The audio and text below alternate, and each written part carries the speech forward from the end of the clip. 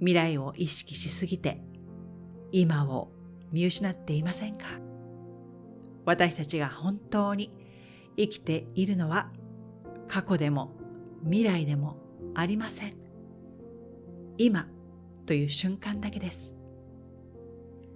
あなたは今日はこれとこれをやるときっちり予定や目標を立ててから動く方でしょうか？最初にやることを決めると行動が明確になるし、やるべきことにエネルギーも注げるからいいことだらけやって思います？確かにその通りです。ただし今回はね、少し違う視点でお話ししていきます。目標に向かって努力するのは大切なことですが、未来だけに意識が向きすぎると見落としてしまうことがあるんです。それは貴重な今の中にいる自分を 100% 感じにくくなるということ。未来の幸せにフォーカスしすぎてしまって、今の幸せに気づきにくくなってしまうんです。ご存知の方もいると思いますが、私は乳がんサバイバーです。病気になる以前の私はきちきちとした時間の過ごし方をしていました。当時を思い返した時に、もっとその時々を大事に過ごしていればよかったなと感じるんです。あなたには同じような思いはしてほしくないので、今回は私の経験をもとにお話ししていきますよ。時間は命です。この貴重な一瞬一瞬をあなたの大切な方たちと過ごしていけるヒントとなりますように。最近つくづくね、息子の成長の速さにビビっている私です。あっという間に大きくなったなと思う一方で、ふと切なくなる瞬間もあります。幼い頃、毎日手をつないで歩いた道。息子は発達障害を抱えているので、トラブルも多かったんです。早く大きくなって母ちゃんを自由にして、そしたら楽になるのにとしょっちゅう感じていました。なんでこんな風に思っていたんだろうと考えてみたんです。冒頭でお伝えした通り、以前の私は結構キチキチして毎日を過ごしていました。今日は何々をしなきゃいけないと自分に一日のタスクを設定して、それをね、こなしていくのが結構快感だったんです。私できる女やねって超自己満です。それを達成した時って嬉しいじゃないですか。やったっていう感情がね、すごい自分を高めてくれるような気がして好きだったんです。でも今思えばあんまり良くなかったかも。これを繰り返していると見過ごすものも多くなっているって今になってわかるんですよ。気をつけて、トンネル思考。いきなりですけど、トイレットペーパーとかキッチンペーパーのタオルの芯を想像してください。あれを目に当てて覗き込むと、筒の奥にはその向こう側しか見えないですよね。周りの景色っていうのは見えないでしょ。これはね、トンネル思考とも言われています。で、この考え自体は効率的で目標達成には有効です。ですが、この状態を続けていると目標達成にとらわれすぎて、今の瞬間に気づきにくくなるんです。例えば、あなたがドライブに行くとして目的地を設定します。そこに到達することだけに必死になるっていうこと。A から B へ移動することだけが目的になってしまうことで、行き着くまでの過程がおろそかになり、なんとなく過ごしてしまうんです。あなたが一緒にドライブする人との楽しい会話だったり、その途中の景色をしっかりと経験している自分を感じていますか？設定した目的を達成するために、意識が先のことへ集中しすぎていないですか？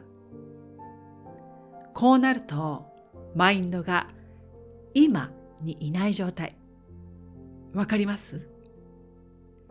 達成したいことをゴールにして、日々突き進んでいくのはいいんです。でもね、そこを意識しすぎると、今のあなたが経験している感情とか、人とのつながり、そういったものを通して得られる、心から生きているんだという実感が湧きにくくなると私は思うんです。心にジーンと響く体験があなたの魂を揺さぶるんです。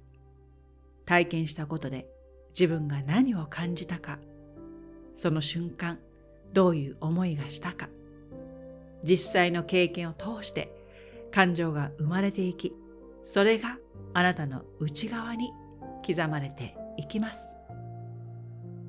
私だけのオリジナルアルバムとしてどんどんページが増えていくんです。息子との接し方で気づいたこと。私の息子はもうすぐ10歳になるんですけど、毎日一緒に過ごしていると成長に気づきにくいよなぁと感じます。子供が幼い時ってよく手をつなぐじゃないですか。家から保育園とか公園とか、そこまで手をつないで歩きますよね。そのちっちゃな手のぬくもりから、ああ、大きくなったなぁと感じたり、今日は風が強いな、でも空気はお花の匂いがするねとか、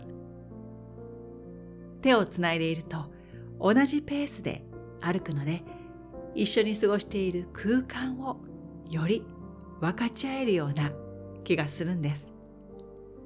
いつまで手をつないでくれるんだろうなとか考える時もあります。